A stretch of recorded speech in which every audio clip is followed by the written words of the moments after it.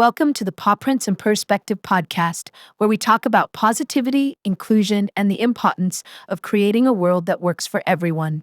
I'm bastetnaturewalker, your feline host. And I'm Caveman, your human host. Today we're discussing autism, what it is, how it affects me, and how people can be more inclusive. Before we dive in, let's define autism. According to the DSM-5, Diagnostic and Statistical Manual of Mental Disorders 5th edition, autism spectrum disorder, ASD, is a neurodevelopmental condition characterized by persistent difficulties in social communication, restricted interests, and repetitive behaviors. It also includes sensory sensitivities and difficulty with executive functioning. Exactly. Autism isn't one size fits all. Some people are nonverbal, some have heightened sensory sensitivities, and others like me struggle with executive dysfunction, social interaction, and rigid thinking. Every autistic person is different, but we all share challenges with processing the neurotypical world. Okay, so Daddy, I have some questions for you. My first question is, how does someone get diagnosed with autism? That's a great question, Bastet. Autism is usually diagnosed in childhood, but many people go undiagnosed until adulthood. Girls and women are especially underdiagnosed because their traits don't always match the classic signs seen in young boys. Even males can be late diagnosed. For instance, I was only diagnosed at age 30, just a few months after you entered my life, becoming the most important thing in life for me.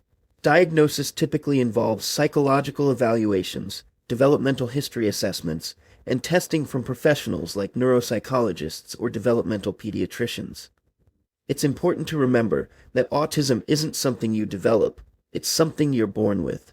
It also does not mean you are broken either.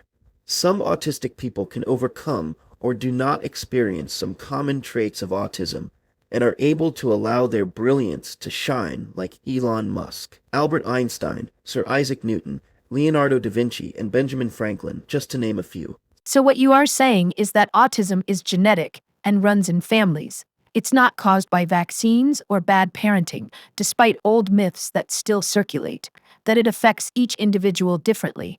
And as we learn more adults are realizing they've been autistic all along. Exactly. For me, autism means extreme sensory overload. Bright lights, loud noises, strong smells, and even social interactions can feel like an attack on my nervous system.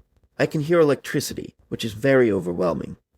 Something as simple as a flickering light bulb, the hum of an air conditioner, or a tag on my shirt can be excruciating.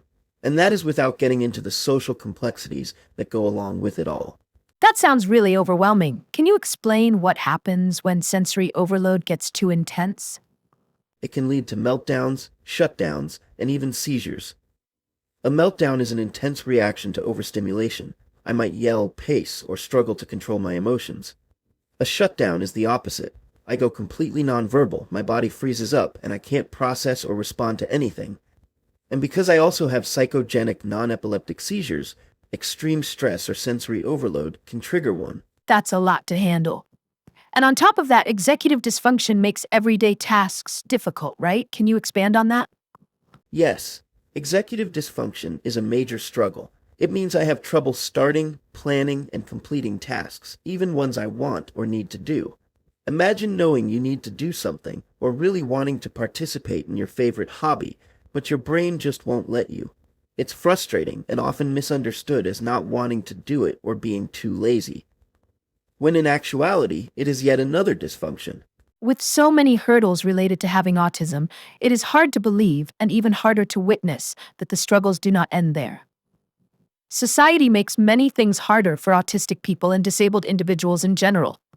For instance, many autistic people benefit from emotional support animals or ESAs, but ESAs don't have public access rights like service animals do.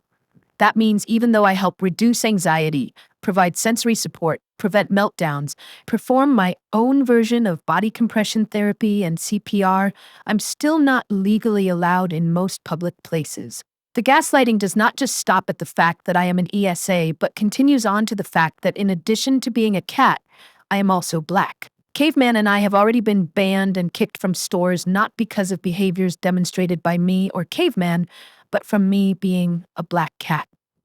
Caveman has even been assumed that I am not with him for an actual disability because autism is a dynamic and invisible disability. And that's unfair.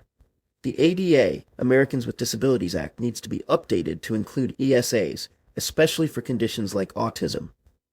The law needs to recognize the role that animals like Bastet play in our daily lives, but so does society need to redefine what disability is and not judge people who have dynamic and invisible disabilities, which I have several of myself.